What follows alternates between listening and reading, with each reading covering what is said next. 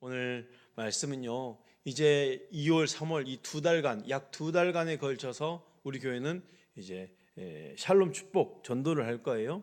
저희 교회만 하는 것이 아니라 전국 교회가 이제 샬롬 축복에 대해서 전도를 하게 될 건데, 이 전도 현장에 있어서 우리의 많은 부담과 어려움이 있지만 정말 그 부담과 어려움 넘어서서 하나님 주시는 능력을 가지고 정말 전도 현장에 있기를 사모하는 마음으로 금요 기도에 예수님을 증거하는 능력, 오늘 첫 번째 시간입니다.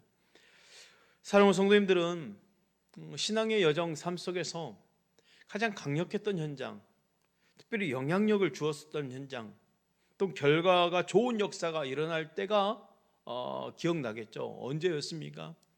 저도 이렇게 사역을 보더라도 생각해 보면요, 정말 가장 강력하고 영향력 있고 특별한 역사가 일어나는 그 일들이 일어나는 현장은 전도, 선교가 있는 그 현장, 선교 현장에 있었을 때, 전도 현장에 있을 때 하나님의 말씀이 증거된 현장에 성령님이 역사하니까 그 성령님이 역사하는 곳에는 반드시 강력한 영향력이 있더라고요.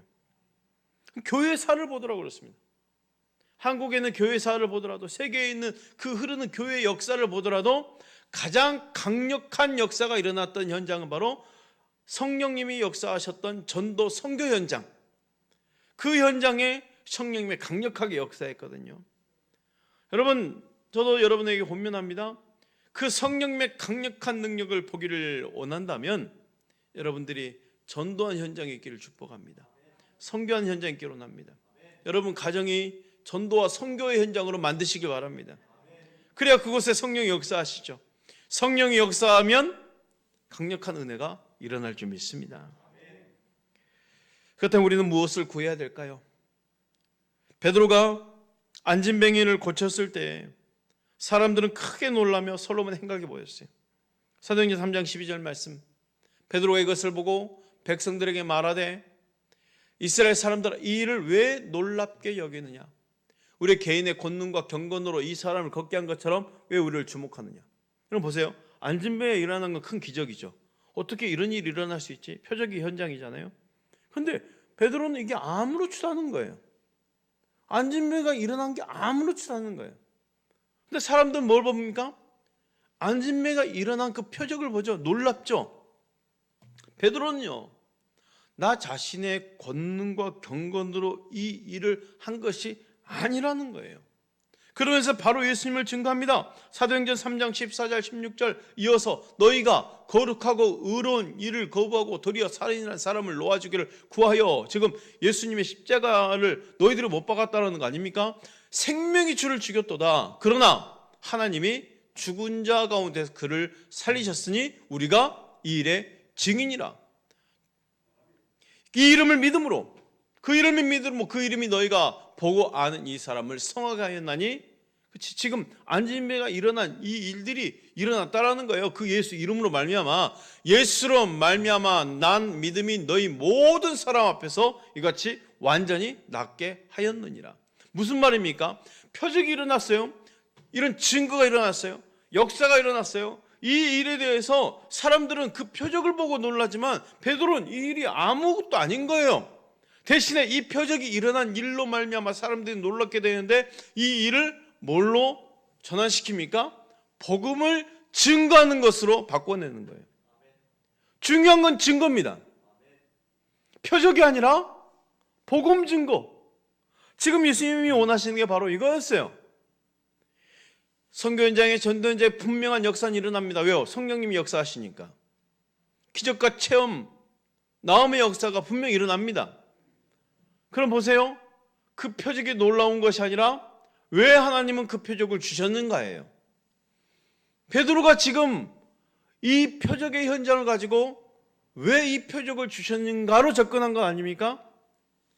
복음을 증거하는 것으로 바꿔내는 거예요. 표적보다 더 중요한 것은 복음 증거예요. 복음의 증거 역사를 위해서 표적이 나타나는 거예요. 그러니 표적을 구할 것이 아니라 뭘 먼저 구해야 됩니까? 복음 증거. 내가 담대히 복음을 증거할 수 있는 복음 증거를 구해야 된다는 거예요.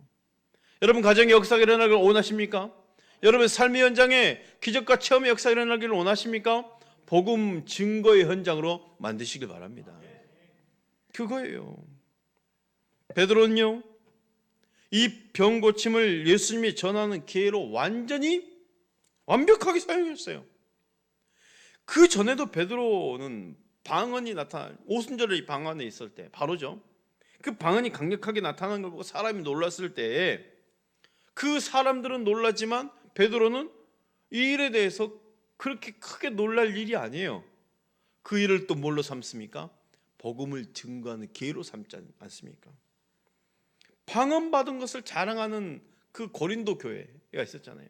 한참 우리 이제 새벽 말씀 묵상할 때도 이 고린도 교회 막 여러 가지 성령의 능력이 나타났잖아요. 표적이 일어나고 방언이 나타나고 그걸 막 자랑한 거예요, 교회에서는.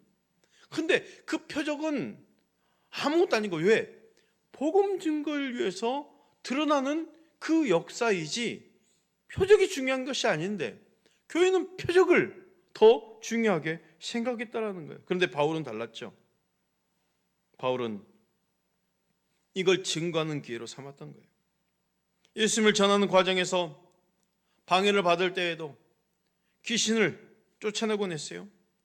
병을 고치고 귀신을 쫓아내는 능력이 나타나는 것은 권능 그 자체가 목적이 아니었던 거죠.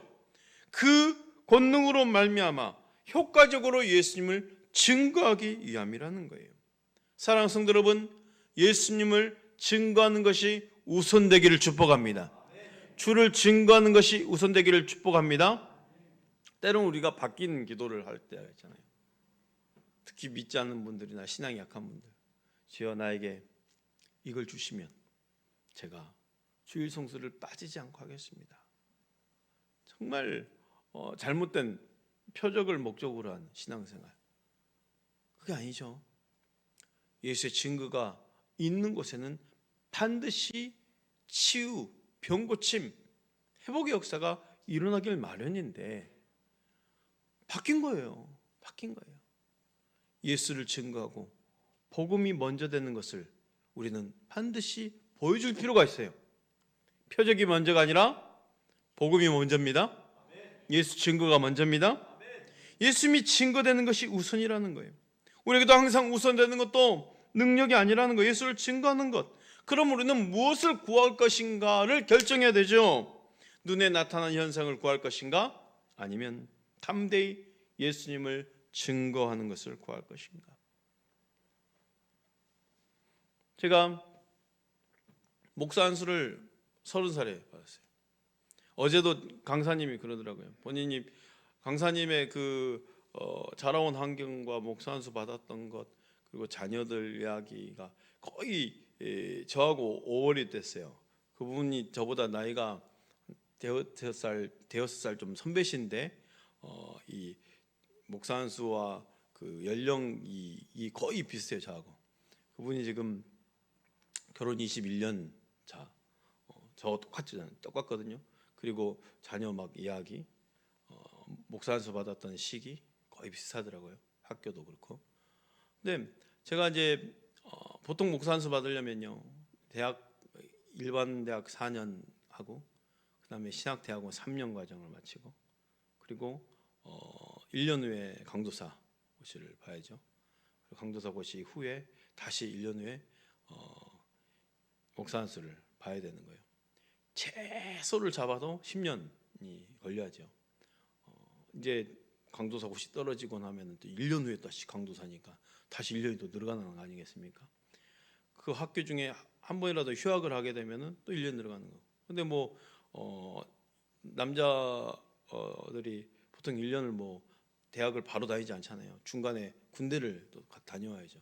그럼 이 2, 3년이란 시간이 또 중간에 끼니까 최소 11년, 12년에 이제 목사 안수를 받는 거예요. 근데 빠지지 않고 쭉 달려가면 10년이 걸려. 딱 군대까지 포함하면. 제가 그 케이스예요. 중간에 빠진 게 없어요. 그냥 꽉 차고 군대 2년 딱 끝나고 바로 30살에 정확하게 받았어요. 제일 빨리 받았죠. 제일 빨리 받았죠.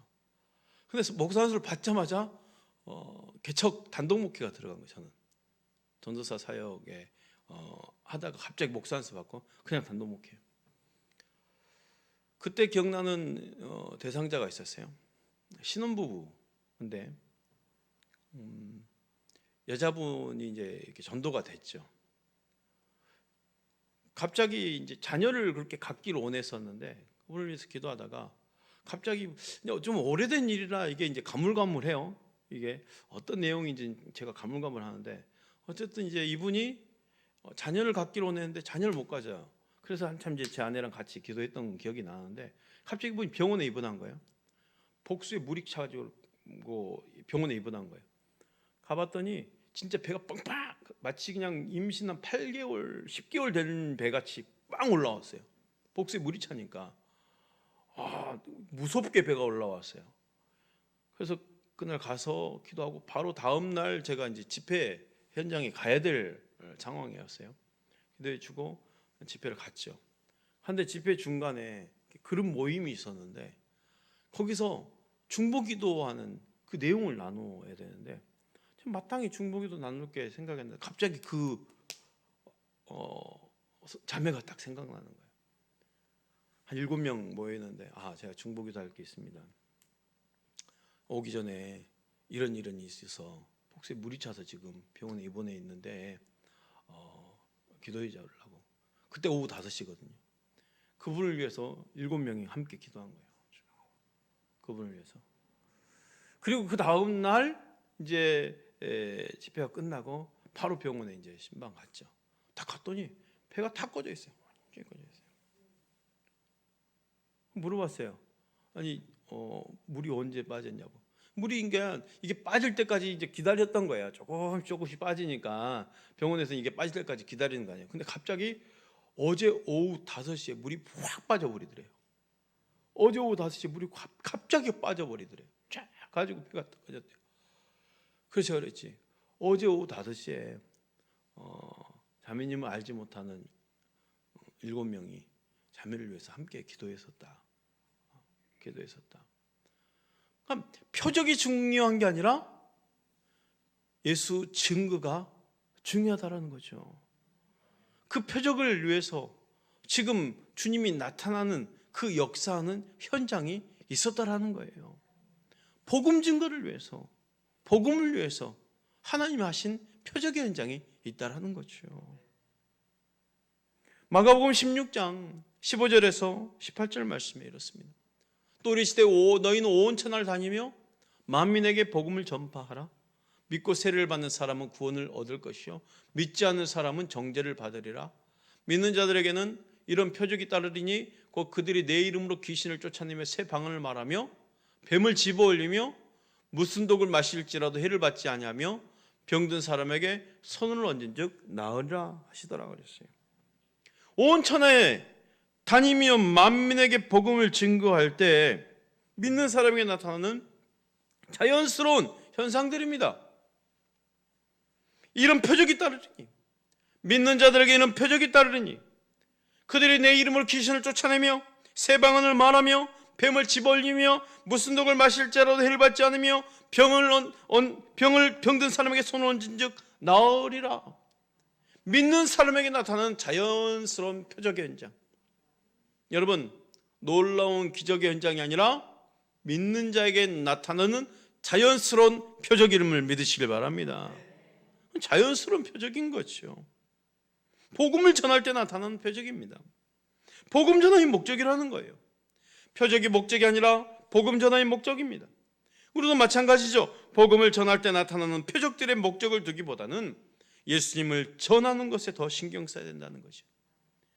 눈에 나타나는 현상을 구하는 것이 아니라 담대히 예수님을 증거하는 것을 구하시길 바랍니다. 우리가 무엇보다도 구해야 할 것이 바로 예수님을 증거하는 것이 확실하다면 이왕 증거하는 것, 목숨 걸고 증거하십시오. 목숨 걸고 증거하십시오. 예수님과 함께 있는 동안 제자들은요, 예수님이 누구인지를 몰랐어요. 누구신지를 모른 거죠. 오직 자기들이 알고 싶은 예수님으로 원했어요. 자기들이 원하는 예수님, 왕으로 오실 예수님, 다윗 왕의 그 영광을 되찾아줄 그 예수님, 그들은 예수님이 높은 권력자가 되실 줄 알았어요. 그래서 마가복음 10장 37절 38절 이렇게 나옵니다. 여짜오되 주의 영광 중에서 우리를 하나는 주의 우편 하나는 좌편에 앉게 하여 주옵소서. 예수께 이르시되 너희는 너희가 구하는 것을 알지 못하는도다. 내가 마시는 잔을 너희가 마실 수 있으며 내가 받는 세례를 너희가 받을 수 있느냐. 제자들은 지금 예수님 말씀대로 알지 못하는 것을 지금 구하고 있었던 거예요. 그들은 지금 자기의 욕심을 따라 자기의 영광을 구하고 있었던 거예요. 자기의 욕심대로 무언가를 구할 때 주변 상황이 들어오지 않고 하나님 뜻은 더욱더 알지 못합니다. 자기의 욕심대로 구하면 그렇다는 거예요. 순식간에 객관성을 잃어버리고 나의 욕심에 사로잡히는 거예요. 그런데 보세요. 사람들은 자신의 욕심은 알지만 예수님을 모르는 거예요. 예수님 누구신지 모르기 때문에 자신의 욕심을 따라 자기가 원하는 것을 구하는 거죠. 예수님은 십자가와 구원에 대한 사실에 대한 증인으로 제자를 부르고 훈련을 시켰어요. 그러나 제자들은 예수님과 함께 그 나라에 한 자리씩 차지하고 싶었던 거예요. 오병이어 기적이 일어났어요. 사람들이 예수를 왕으로 세우기로 원했어요. 야, 왕으로 세우자. 사람들이 몰려옵니다. 제자들이 크게 흥분했을 거예요. 야, 군중들이 지금 예수님을 왕으로 세우려 하다니 우리는 왕의 그 옆자리에 한 자리씩 앉게 되겠구나. 얼마나 신났겠습니까? 제자들이. 그때 예수님은 혼자 따로 산으로 올라가시고 기도하러 제자들 어떻게 하십니까? 먼저 이 무리들과 분리시키죠. 그리고 배 건너편으로 보내버리는 거예요. 속히. 왜? 속하지 않게 만들려고. 그리고도 그 다음날 다시 사람들이 예수님 있는 곳으로 다시 몰려왔어요. 그리고 예수님께 친한 척하는 거예요. 그러자 예수님이 이렇게 말씀합니다. 너희가 떡을 먹고 배부른 까닭에 나를 찾는구나. 썩을 양식을 위하여 일하지 말고 영생하도록 있는 양식을 위하여 하라. 이 말을 들은 백성들이 하나 둘씩 떠나는 거예요. 아, 내가 원하는 예수가 아니구나. 내가 원하는 예수가 아니구나. 다 떠납니다. 사랑하는 성도 여러분, 그때 그 사람들이 그랬다 할지라도 우리는 예수님이 누구신 줄 알아야 됩니다. 나의 욕심을 채워주고 나의 자리를 주시는 분이 아니라 하나님의 아들로서 십자가를 지심으로 나를 구원하신 분임을 알아야 되고 나를 위해 대신 죽으신 분임을 알아야 된다는 거죠. 예수님이 누군지를 알았다면 예수님 앞에는 내가 무엇을 하며 살아야 되는지도 알아야 된다는 것입니다.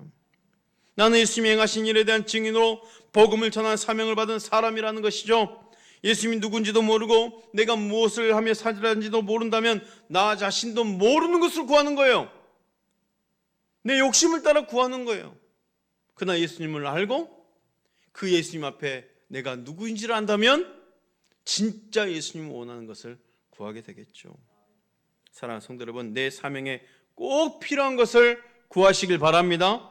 제자들은 위험을 목전에 두고도 오직 예수님을 전하는 것에 이제 그 권능을 구한 거예요. 바뀌었어요. 사도행전 4장 29절 31절 주여 이제도 그들의 위협함을 굽어보시옵고. 지금 뭐예요? 저들의 위협함이 없게 해달라고 그런 말이 아니에요. 이 위협에서 날 살려주세요가 아니에요. 이 위협 속에서도 하나님 나와 함께 해주세요. 위협을 없애달란 말이 아니잖아요. 다시 한번 볼까요? 주여 이제도 그들의 위협함을 굽어보시옵고 또 종들로 하여금 담대히 하나님의 말씀을 전하게 하여 주시오며. 지금 뭘 구하고 있습니까? 말씀을 증거할 수 있는 권능을 달라는 거예요. 위협 속에서도 말씀을 증거할 수 있는 권능을 달라는 거예요. 그래서 목숨 걸고 증거하자 이 말씀을 드리고 싶은 거예요. 30절 말씀 손을 내밀어 병을 낫게 하시옵고. 왜 병을 낫기를 구했습니까? 표적이 증거가 아니라 복음 전함이 목적이기 때문에 표적과 기사가 거룩한 종 예수의 이름으로 이루어지게 하옵소서. 표적과 기사를 구하는 그들의 기도는 간절했어요. 왜 그랬을까요? 자신을 위한 소원이 아니라 예수님을 목숨 걸고 증거하기 위함이었던 것이죠. 그러니 표적과 기사가 목적이 아니라 복음 증거가 목적이었던 거고, 복음 증거가 목적이었기 때문에 목숨 걸고 증거하기를 원했던 것이고, 그래서 복음을 증거하기 위한 권능을 받기를 원했다는 것입니다. 그들이 구한 것은 담대히 복음을 전하는 일이었어요. 초대교회 성도들과 지금을 살고 있는 우리의 환경은 전혀 다릅니다. 복음을 전한다고 해서 죽을 위험에 빠지는 그런 상황은 아니죠. 하지만 예나 지금이나 표적과 기사가 필요한 것은 똑같습니다. 우리 삶 가운데 기적의 역사가 일어나야 되는 것은 똑같이 일어나야 되고, 표적이 일어나야 되는 것은 똑같이 일어나야 된다는 것입니다. 성령님이 임하시고 권능을 받아서 복음을 전하라고 예수님 우리에게 말씀하셨기 때문에 복음을 전하는 그 현장에 표적과 기사가 반드시 일어날 줄 믿습니다. 그 현장에 여러분이 있기를 사모합니다. 우리는 그래서 간절히 기도해야 돼요. 복음을 전하다가 위협을 당할지언정 정말 생명을 구하는 심정으로 복음을 전할 수 있는 권능을 구하시길 바랍니다. 예수님을 나타내는 삶은요, 언제나 방해를 받고 어려움에 처할 수 있어요. 우리가 예수를 믿기로 작정했다면 예수를 전하는 그 현장에는 언제나 방해가 있기 나름이겠죠. 어려움에 처할 수도 있습니다. 그러나 그 방해와 어려움을 내 힘으로 해결하기는 불가능하죠. 예수님을 나타내고자 할 때부터 인생은 쉽지 않습니다. 근데 보세요. 예수님을 증거하지 않으면요, 죄와 고통은 있을지언정 방해는 없죠. 방해받을 일이 없잖아요. 그러나 죄를 이기고 원수를 물리치고 예수님을 증거하는 삶을 살고자 하면 그 현장에서 방해와 어려움 가운데 나 자신의 능력이 얼마나 보잘것없고 그러기에 결코 성령의 능력 아니고서는 예수님을 증거할 수 없다는 것도 알게 될 것입니다. 그러니 우리는 어차피 예수 믿은 거 간절히 기도해야 돼요. 어떤 기도? 예수의 복음을 전하는 그 권능을 달라고 간절히 기도해야 돼요. 목숨 걸고 기도한 결과 받는 그 권능이 필요하다는 거죠. 권능을 받기 위해 목숨을 거는 것이 아니라 예수를 증거했더니 그 결과 목숨을 걸었더니 자연스럽게 나타나는 것이 권능입니다. 오늘 성령의 충만한 권능의 역사가 우리에게 있기를 축복합니다. 예수님을 증거하는 삶이 나 자신의 목숨보다 중요함을 기도로 증명하십시오. 그렇다면 누구에게나 권능은 나타날 것입니다. 목숨 걸고 예수님을 나타내고자 굳게 결심했는데 역사는 반드시 일어나게 되어 있어요. 필기를 다음에 모인 곳이 진동하더니 다 성령이 충만하여 담대히 하나님 말씀을 전하니라. 그렇게 기도했어요. 주여 우리의 위협함을 굽어보시옵고 담대히 하나님 말씀을 전하게 하시오며 병든 사람을 낫게 해주시고, 그렇죠? 그 기도를 했더니요, 빌기를 다음에 모인 곳이 진동하더니 무리가 다 성령에 충만하여 담대히 하나님의 말씀을 전하니라. 담대히 하나님의 말씀을 전하니라. 권능이 임한 거예요. 권능이 임한 거예요. 하나님께서 기뻐하신 일로 기도할 때 강력한 은혜의 임재가 있었는데 그들이 곧이어 하나님의 말씀을 전했다는 것이죠. 내 마음이 늘 성령으로 충만하다면 반드시 어떤 형태로든지 예수님을 나타내게 되어 있습니다. 우리가 계속해서 성령 충만한 삶을 살고 싶다면 계속해서 예수님을 증거하는 삶, 예수님을 나타내는 삶을 살아야 될 줄 믿습니다. 우리 함께 찬양.